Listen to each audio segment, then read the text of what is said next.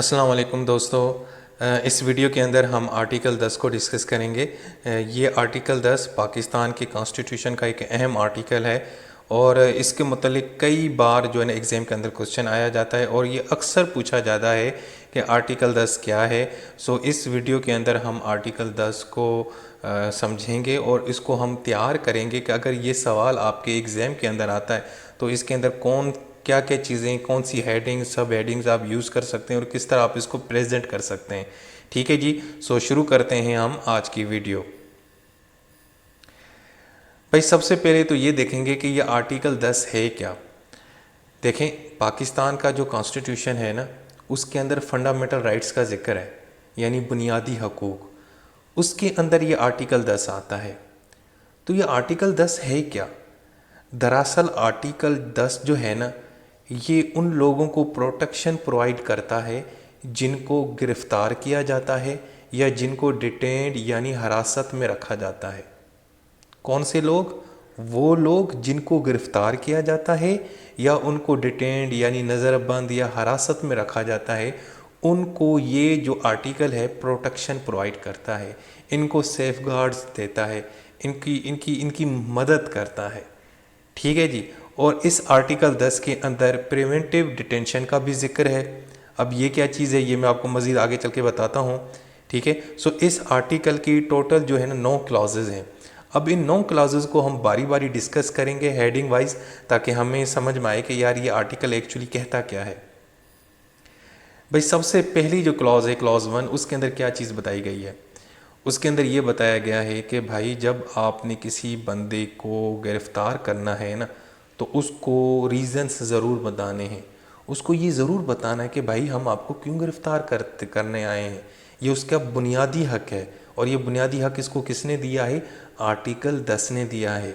यानी किसी भी शख्स को बग़ैर बताए आप उसको गिरफ़्तार नहीं कर सकते, एक ये चीज़।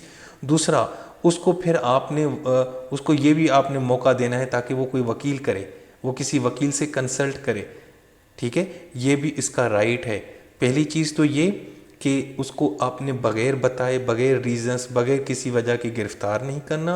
और दूसरा, उसको मौका प्रोवाइड करना है ताकि वो कोई अपना वकील कर सके। सो पहली चीज़ तो ये होगी। उसके बाद दूसरी जो इसकी क्लॉज है वो है प्रोडक्शन बिफोर अ मैजिस्ट्रेट। चलो जी, मान लिया आपने एक शख्स को गिरफ़्तार कर लिया किसी भी रीज़न, किसी भी जुर्म के अंदर, और आपने उसको रीज़न भी बता दिया। अब जनाब आपने उसको 24 घंटे के अंदर अंदर उस इलाके के मैजिस्ट्रेट या जज के सामने पेश करना होगा जहाँ पे उसने वो जुर्म किया है, जहाँ से आपने उसको गिरफ़्तार किया है। ठीक है जी। 24 घंटे के अंदर उस बंदे को उस इलाके के मैजिस्ट्रेट या जज के सामने पेश करना है जिस इलाके में उस बंदे ने वो जुर्म किया है। लेकिन इसके अंदर जो 24 घंटे वाला जो टाइम है, उसके अंदर वो चीज़ें आपने निकाल देनी है जो आने जाने का टाइम है। मिसाल के तौर पे पुलिस ने आपको यहाँ से पकड़ा, अब वो जिस मैजिस्ट्रेट के पास लेके जा रही है वो 3-4 घंटे का सफ़र है, तो वो 3-4 घंटे का सफ़र काउंट नहीं होगा सिर्फ। ठीक है, उसको माइनस करके 24 घंटे के अंदर अंदर आपने उस बंदे को मैजिस्ट्रेट या जज के सामने पेश करना है। मिसाल के तौर पे अगर आपने किसी बंदे को जुम्मे की शाम को पकड़ लिया, तो आपने हफ्ते की शाम से पहले पहले उसको 24 घंटों के अंदर अंदर मैजिस्ट्रेट के सामने पेश करना होगा।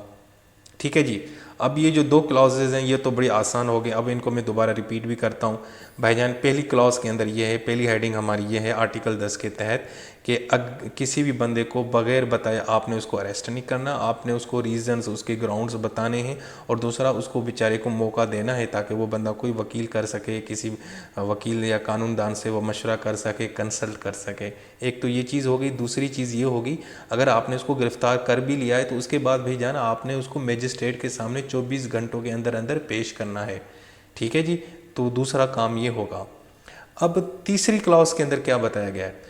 उस तीसरी क्लास में बताया गया है कि भाईजान ये दोनों जो सूरतें हैं ना, प्रिवेंटिव डिटेंशन के अंदर इस्तेमाल नहीं होंगी।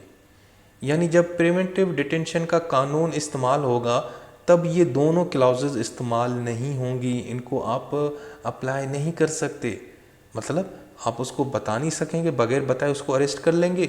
और दूसरा, ज़रूरी नहीं है कि आपने उसको 24 घंटे के सामने मैजिस्ट्रेट के सामने पेश करना। यानी ये जो आपको मैंने अभी बताया ना, पहली क्लॉज और दूसरी क्लॉज, ये दोनों चीज़ें या दोनों काम जो है ना वो प्रिवेंटिव डिटेंशन के कानून के अंदर इस्तेमाल नहीं होंगी। ठीक है जी।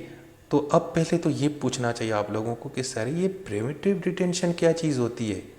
भाईजान प्रिवेंटिव डिटेंशन का मतलब होता है कि ऐसी सिचुएशन जब आप किसी बंदे को बगैर ट्रायल के उसको आप अपने डिटेंट करते हो, उसको हिरासत में रखते हो ताकि उसको रोका जाए कि वो कोई जुर्म न करे। ठीक है जी। ये ऐसा कानून होता है जिसमें हम लोगों को जुर्म करने से पहले पकड़ के अपने पास रखते हैं ताकि यार ये कोई जुर्म ना करे। यानी आपको जब समझ आ जाता है कि यार ये बंदा बड़ा ख़तरनाक है, ये आगे चल के ना कोई बड़ा बम धमाका करने वाला है और हमको, और या ये बंदा हमारे लिए नुकसानदा है, या आवाम के लिए यानी कि ख़तरनाक बन चुका है, ये कुछ भी बड़ा काम कर सकता है, तो क्या करते हैं हम उसको जो है ना एडवांस में ज़ेर हिरासत रखते हैं, उसको डिटेंट रखते हैं, उसको प्रिवेंट करते हैं, उसको रोकते हैं ताकि वो जुर्म न करे। तो भाईजान वो कौन से लोग हैं जिनको आप इस कानून के तहत डिटेंट कर सकते हैं, हिरासत में रख सकते हैं?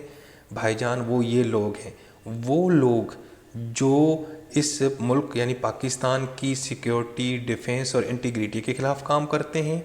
ऐसे लोग जो पाकिस्तान के एक्सटर्नल अफेयर्स, जो हमारे जो फॉरेन अफेयर्स हैं उनको खिलाफ कोई काम करते हैं, या ऐसे लोग या जो ऐसा काम करते हैं जो पब्लिक ऑर्डर उसके ख़िलाफ़ है, यानी रूल ऑफ लॉ के ख़िलाफ़ है, लॉ एंड ऑर्डर की सिचुएशन क्रिएट करते हैं, धमाके करते हैं, लोगों को मारते हैं, मतलब इस तरह का कोई काम करते हैं, उन लोगों को उनके ख़िलाफ़ भी ये लॉ अप्लाई होगा। और दूसरा, अगर वो लोग जो है ना सप्लाई और सर्विसेज को डिस्टर्ब करते हैं, यानी मिसाल के तौर पे हमारे यहाँ ट्रांसपोर्ट चल रही है, आप उसको रोक लेते हैं। दूसरा ये कि खाने पीने की चीज़ें एक सूबे से दूसरे सूबे में जाती हैं लेकिन कुछ लोगों ने उसको ब्लॉक किया हुआ है। ठीक है जी ना। जिस तरह हमारे सिंध और पंजाब के बीच में सब्ज़ी और फ्रूट वगैरह आपस में इधर उधर जा रहे होते हैं, ठीक है ना, तो अगर उनको कोई रोकता है, यानी इस तरह का कोई काम करता है, ऐसी चीज़ों को रोकता है, खाने पीने की चीज़ों को, ट्रांसपोर्ट को, सर्विसेज को रोकता है, या पब्लिक आर्डर के ख़िलाफ़ काम करता है, या मुल्क पाकिस्तान के एक्सटर्नल अफेयर के ख़िलाफ़ काम करता है, उसको नुकसान पहुँचा रहा है, या उसकी डिफेंस, सिक्योरिटी और इंटीग्रिटी, सालमियत के ख़िलाफ़ काम कर रहा है, ऐसे सब लोगों को प्रिवेंटिव डिटेंशन के तहत, कानून के तहत आप उसको नज़रबंद या हिरासत में रख सकते हो। हाँ जी, क्लियर हो गया? ये आप लोगों को समझ आ गई प्रिवेंटिव डिटेंशन का कानून क्या होता है? ये वो कानून होता है जब जिस किसी बंदे को बगैर ट्रायल, बगैर उसको बताए आप उसको पकड़ के हिरासत में रखते हो, और जब आपको ख़दशा हो कि ये बंदा ये वाले काम कर रहा हो, यानी कि मुल्क के ख़िलाफ़ काम कर रहा हो, पब्लिक आर्डर के ख़िलाफ़ काम कर रहा हो, जो सप्लाईज़ और सर्विसेज की जो मेंटेनेंस है उसके ख़िलाफ़ काम कर रहा है, ठीक है ना, मुल्क के एक्सटर्नल अफेयर्स के ख़िलाफ़ काम कर रहा है। ठीक हो गया जी, ये चीज़ समझ आ गई, यहाँ तक क्लियर हो गया। अब हम आगे चलते हैं। लेकिन यार इसके अंदर भी ना लिमिटेशन है, यानी प्रिवेंटिव डिटेंशन के अंदर भी आपने लिमिटेशंस बताई हैं। मिसाल के इसमें ये बताया गया है कि भाई किसी भी बंदे को आपने 3 महीने से ज़्यादा प्रिवेंटिव डिटेंशन में नहीं रखना। हाँ जी, मतलब अगर चलो मान लिया आपने किसी को पकड़ भी लिया, आपने उसको पकड़ के अपने पास रख लिया छुपा कर और अपने हिरासत के अंदर, ताकि यार वो कोई बड़ा जुर्म न करे, लेकिन भाईजान 3 महीने से ज़्यादा आप नहीं रख सकते। हाँ, 3 महीने से आप, अगर 3 महीने से ऊपर वक्त गुजर गया है ना, आप फिर भी कहते हो कि नहीं यार अभी भी हमें इससे खदशा है कि ये आगे चल के बाहर निकलेगा, फिर कोई बम धमाका करेगा या कोई ख़तरनाक काम करेगा, मुल्क के ख़िलाफ़ काम करेगा, तो उसके लिए फिर एक तरीका है। वो तरीका ये है कि एक रिव्यू बोर्ड बनाया जाएगा, वो इसका केस देखेगा और उसको फिर आपने रीज़न्स बताने हैं कि यार इस बंदे को ना सर मज़ीद हमें चाहिए, हम 3 महीने से ज़्यादा इसको रखना चाहते हैं। हाँ, अगर वो राज़ी हो जाएगा तो फिर आप उसको 3 महीने के लिए मज़ीद रखेंगे। फिर 3 महीने के बाद फिर वो बोर्ड रिव्यू करेगा, यानी वो रिव्यू एक बोर्ड होगा, वो बार बार रिव्यू करेगा हर 3 महीने के बाद कि आया इस बंदे को रखा जाए या छोड़ दिया जाए या आज़ाद कर दिया जाए। तो भाईजान ये रिव्यू बोर्ड होगा क्या? भाईजान ये रिव्यू बोर्ड जो है ना, इसका काम तो ये होगा कि ये जो प्रिवेंटिव डिटेंशन के तहत जिस बंदे को आपने पकड़ के रखा है उसका केस ये रिव्यू करेगा, देखेगा कि आया इस बंदे को इन लोगों ने, ये जो हमारी हुकूमत ने पकड़ के रखा है, आया सही रखा है या गलत रखा है। अब ये जो रिव्यू बोर्ड है ना, ये कैसे बनेगा और कैसे काम करेगा भाई? अगर फेडरल गवर्नमेंट ने किसी बंदे को पकड़ा है और फेडरल लॉ के तहत अगर आप रिव्यू बोर्ड बना रहे हैं, तो उसकी जो अपॉइंटमेंट है वो चीफ जस्टिस करेगा और उसके साथ एक चेयरमैन होगा और 2 बंदे होंगे। वो जो 2 बंदे होंगे या तो वो सुप्रीम कोर्ट के जज होंगे या हाई कोर्ट के जज होंगे, ठीक है। इसी तरीके से अगर सूबे के अंदर कोई रिव्यू बोर्ड बनता है तो उसकी जो वो अपॉइंटमेंट करेगा उस सूबे का चीफ जस्टिस हाई कोर्ट का। यानी अगर पंजाब में है तो लाहौर हाई कोर्ट का चीफ जस्टिस, सिंध में है तो सिंध का हाई कोर्ट का चीफ जस्टिस अपॉइंट करेगा वो रिव्यू बोर्ड। उसमें फिर एक चेयरमैन होगा, 2 और शख्स होंगे और जो 2 शख्स होंगे, पर्सनस होंगे, उनका ताल्लुक हाई कोर्ट से होगा, यानी वो जज होने चाहिए जो हाई कोर्ट के हों। तो भाई ये रिव्यू बोर्ड भी समझ आ गया। अब तक आपको क्या समझ आया, मैं दोबारा रिपीट कर देता हूँ भाईजान। पहली बात तो ये कि आर्टिकल 10 के तहत जब आपने किसी को पकड़ना है तो आपने उसको बताना है कि भाई हमने आपको क्यों पकड़ा। दूसरा फिर ये है कि आपने उसको 24 घंटे के सामने मजिस्ट्रेट के सामने पेश करना है। उसके बाद तीसरी चीज़ ये है कि अगर प्रिवेंटिव डिटेंशन के तहत किसको पकड़ा है तो फिर ये दोनों चीज़ें अप्लाई नहीं होंगी।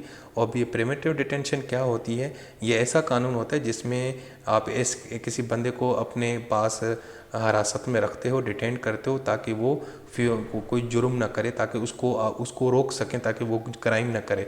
तो उसमें फिर ट्रायल वगैरह नहीं होता, आप बस चुप करके उसको अपने पास रखते हैं।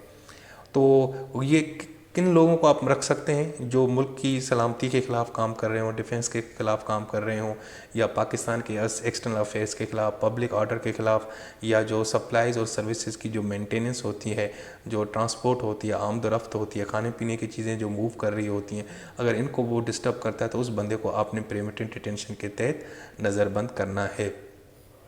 अच्छा जी, अब इसकी लिमिटेशन क्या है? इसकी लिमिटेशन ये है कि 3 महीने से ज़्यादा आपने इसको नहीं रखना। लेकिन अगर 3 महीने से ज़्यादा बढ़ गया है काम, वो फिर भी आपको ज़रूरत पड़ी है, तो एक रिव्यू बोर्ड होगा, वो उस बंदे का केस रिव्यू करेगा।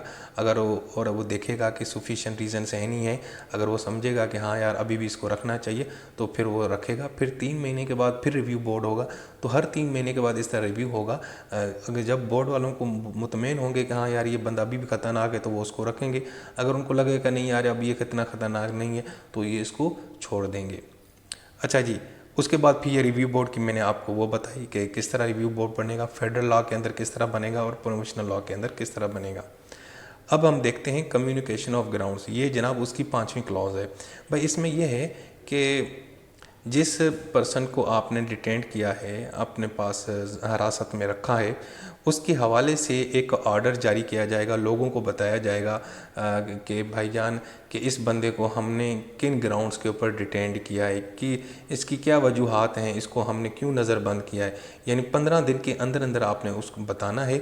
और उसके अलावा उस बंदे को फिर आपने एक अपॉर्चुनिटी भी देनी है ताकि वो कोई अपना रिप्रेजेंटेटिव कर ले, वो कोई वकील कर ले, ठीक है। सो 15 दिन के अंदर अंदर आपने जिस बंदे को प्रिवेंटिव डिटेंशन के तहत नज़रबंद किया है उसके ग्राउंड्स बताने होंगे और साथ में उसको एक मौका देना होगा ताकि यार वो कोई बंदा अपना वकील कर ले। लेकिन यहाँ पे एक और शर्त ये भी है कि यार अगर अथॉरिटीज़ को ये लगता है कि नहीं यार कुछ फैक्ट्स जो है ना वो पब्लिक इंटरेस्ट के ख़िलाफ़ हैं, तो वो उनको छुपा सकती है। वो ज़रूरी नहीं है कि वो लोगों को बताए, ठीक है। वो अथॉरिटी उनको छुपा भी सकती है क्योंकि कुछ चीज़ें होती हैं ना कॉन्फिडेंशियल किसी बंदे के बारे में, सो वो चीज़ें ये छुपा भी सकते हैं। अच्छा जी, उसके बाद 6 क्लॉज के अंदर ये है कि वो जिन लोगों ने जिस बंदे को पकड़ा हुआ है ना उसके मतलब जो भी डॉक्यूमेंट्स होंगे वो सारे के सारे जनाब उस रिव्यू बोर्ड के सामने पेश करेंगे, उनको देंगे। जब भी रिव्यू बोर्ड उनको बुलाएगा हर 3 महीने के बाद उस बंदे का केस देखने के लिए, तो उनके पास सॉलिड किस्म के डॉक्यूमेंट्स होने चाहिए, रीजंस होने चाहिए, सबूत होने चाहिए, ठीक है जी। लेकिन अगर उनको ऐसा लगता है कि यार ये जो डॉक्यूमेंट्स हैं ना, कुछ डॉक्यूमेंट्स बड़े कॉन्फिडेंशियल हैं, सीक्रेट हैं या पब्लिक इंटरेस्ट के ख़िलाफ़ हैं, तो उसके लिए फिर इनको क्या करना पड़ेगा कि जो भी उस गवर्नमेंट का सेक्रेटरी होगा, यानी सूबाई गवर्नमेंट होगी या फेडरल गवर्नमेंट, उससे वो जनाब एक सर्टिफिकेट बनवा के आएंगे और उसको उससे लिखवा के आएंगे कि भाईजान ये जो डॉक्यूमेंट है ना ये प्लीज़ ये डिस्क्लोज़ मत कीजिएगा, ये पब्लिक इंटरेस्ट के ख़िलाफ़ हैं। तो बाकी जितने भी डॉक्यूमेंट्स हैं वो आपने रिव्यू बोर्ड के सामने रखने हैं, उनको प्रोवाइड करने हैं, माँ सवा वो डॉक्यूमेंट्स जो आपको लगते हैं कि ये पब्लिक इंटरेस्ट के ख़िलाफ़ हैं, बड़े सीक्रेट हैं, तो वो आप नहीं डिस्क्लोज़ कर सकते, लेकिन उसके लिए शर्त ये है कि आपको अपनी जो सेक्रेटरी होगा गवर्नमेंट का उससे लिखवा के या उससे सर्टिफिकेट बनवा के आएंगे, ताकि हमें पता चले कि हाँ भाईजान ये जो है ना बड़ी सीक्रेट किस्म के डॉक्यूमेंट्स हैं। उसके बाद सातवां आता है कि भाईजान टोटल पीरियड, यानी कि पीरियड कितना होगा प्रीमेटिव डिटेंशन का। यार इसमें दो सिचुएशन है। अगर बंदा जो है ना पब्लिक ऑर्डर के ख़िलाफ़ काम करने वाला है, या आप लोगों को डर है कि यार ये पब्लिक ऑर्डर के ख़िलाफ़ काम करेगा, कोई बम धमाका करेगा, कोई सुसाइड अटैम्प्ट करेगा, लोगों पे हमले करेगा, फायरिंग करेगा, मिसाल है, तो उसको आपने मैक्सिमम 8 महीने के लिए रखना है नज़रबंद डिटेंशन के अंदर। और अगर उसके अलावा कोई और केस है तो वो आपने 12 महीने तक आपने उसको डिटेंशन के अंदर रखना है। लेकिन यहाँ पे भी एक चीज़ है, ये 8 महीने और 12 महीने का पीरियड शुरू कब से होगा भाईजान? इसकी जो लिमिट है ना वो है 24 महीने। अब ये 24 महीने कहाँ से शुरू होंगे भाईजान? जिस दिन आपने उस बंदे को फर्स्ट टाइम डिटेंड किया ना, उस जिस दिन पकड़ा उसको, उससे लेकर 24 महीने के अंदर अंदर वो 8 महीने और 12 महीने का पीरियड होगा। ठीक है जी। सो मैक्सिमम 24 महीने के अंदर अंदर जो 8 महीने हैं आप किसी को रख सकते हैं अगर वो पब्लिक ऑर्डर के ख़िलाफ़ काम कर रहा है। लेकिन अगर कोई और वजह है तो 12 महीने के लिए आप उसको नज़रबंद कर सकते हैं। सो ये जनाब है इसके अंदर। लेकिन यार यहाँ पे भी एक शर्त है, ये वाली जो लिमिट है ना 8 और 12 महीने वाली, लेकिन ये कुछ लोगों के ख़िलाफ़ अप्लाई नहीं होती। भाई वो कौन से लोग हैं जिनके खिलाफ ये लिमिटेशन, यानी इसका मतलब है उनको अनलिमिटेड टाइम तक आप डिटेन कर सकते हैं? हाँ जी कर सकते हैं। और वो कौन से लोग हैं भाईजान? वो लोग हैं जो दुश्मन मुल्क से हिदायतें ले रहे हैं, या वो लोग हैं जो इस मुल्क की सिक्योरिटी, डिफेंस और इंटीग्रिटी के ख़िलाफ़ ख़तरनाक बन चुके हैं, या वो लोग जो जनाब एंटी नेशनल हैं, कोई ऐसा काम कर रहे हैं जो इस मुल्क और इस अवाम के अगेंस्ट उसके उनके मुफाद में नहीं है, या वो लोग या किसी ऐसी जमात का हिस्सा बन चुके हैं जो बड़े ख़तरनाक किस्म के काम करती है, दहशतगर्दी करती है, अटैम्प्ट करती है, लोगों को मारती है। ठीक है जी। सो इन लोगों के ख़िलाफ़ ये जो है ना लिमिट अप्लाई नहीं होगी 8 और 12 महीने वाली। उसके बाद यानी आठवीं जो क्लॉज है उसके अंदर ये बताया गया है कि किस जगह पे आपने उस बंदे को यानी कि डिटेन करना है, उसकी जो प्लेस ऑफ डिटेंशन होगी वो भी ये जो रिव्यू बोर्ड है ना ये जनाब डिटरमाइन करेगा। ये जो बोर्ड है ना ये सारा डिटरमाइन करेगा कि भाई किस बंदे को आपने कहाँ रखना है। और दूसरा ये है कि ज़ाहिर बात है कि उसकी जो जिस बंदे को आपने अपने पास हिरासत में रखा है, अगर वो हिरासत में है तो पीछे उनके घर वालों का क्या होगा यार? वो ज़ाहिर बात वो नौकरी करता होगा कुछ ना कुछ, तो उनकी फैमिली को भी आपने कुछ अलाउंसेस वगैरह देते रहना है। उनका जो खर्चा पानी या मंथली जितना भी, वो भी ये बोर्ड जो ना वो ना डिटरमाइन करेगा, फिक्स करेगा, ताकि यार वो लोग, उसकी फैमिली तो बेचारी सफ़र ना करे ना। उनकी फैमिली का तो कोई कसूर नहीं है ना, अगर उनका बंदा कोई दहशतगर्द टाइप बंदा है, ठीक है जी ना, तो ये भी कौन डिटरमाइन करेगा? ये करेगा अपना रिव्यू बोर्ड। अच्छा जी। उसके बाद लास्ट क्लॉज है एक्सेप्शन फॉर एनिमल आ गया यार, एनिमी एलियंस। इसका मतलब है कि भाईजान ये आर्टिकल 10 है ना, ये जो दुश्मन मुल्क का जो बाहर से कोई होगा ना बंदा, उसके ख़िलाफ़ भाईजान ये आर्टिकल 10 अप्लाई नहीं होगा। आर्टिकल 10 ऐसे शख्स के ख़िलाफ़ अप्लाई नहीं होगा। एक तो एलियन होगा, एलियन का मतलब होता है जो इस मुल्क का ना हो, बाहर से हो, किसी और मुल्क का हो, और ख़ुसूसन वो दुश्मन मुल्क का हो, तो उसके ख़िलाफ़ ये आर्टिकल 10 बिल्कुल भी अप्लाई नहीं होगा। ठीक है जी। बाकी अपने बंदों के ऊपर ये आर्टिकल 10 अप्लाई होगा। सो दोस्तों ये था हमारा आर्टिकल 10। इसके अंदर हमने सेफ गार्ड पढ़े कि अरेस्ट और डिटेंशन के दौरान क्या प्रोटेक्शन दी जाएगी। उसके बाद प्रीमेटिव डिटेंशन के बारे में मैंने आपको बताया, प्रीमेटिव डिटेंशन क्या होती है, ये किन लोगों के ख़िलाफ़ काम करती है, इसकी लिमिट क्या होगी, उसमें रिव्यू बोर्ड किस तरह काम करेगा, डॉक्यूमेंट्स प्रोवाइड किए जाएंगे, फिर टोटल पीरियड कितना होगा डिटेंशन का। ठीक है जी। फिर रिव्यू बोर्ड प्लेस भी बताएगा, उसकी फैमिली के लिए अलाउंसेस भी बताएगा, और साथ में ये भी बताया कि आर्टिकल जो 10 है ना, ये जो एलियन कंट्रीज़ का जो बाहर से कोई हमारा दुश्मन मुल्क का कोई बंदा है, उसके खिलाफ आर्टिकल 10 बिल्कुल भी अप्लाई नहीं होगा। सो दोस्तों ये था article 10 safeguard as to arrest and detention. इसको मैंने बड़ा आसान करके आप लोगों को समझाने की कोशिश की है, और मैंने सारी हेडिंग्स भी लगा दी हैं ताकि आपको बिल्कुल ईजी हो जाए, और एग्ज़ाम के अंदर आपने डिट्टो बिल्कुल इसी तरीके से लिखना है। तो इंशाअल्लाह ताला अल्लाह के फ़ज़ल से आपके बहुत अच्छे नंबर आएंगे इस सब्जेक्ट के अंदर। चलें जी, अपना बहुत सारा ख्याल रखें। अल्लाह हाफ़िज़।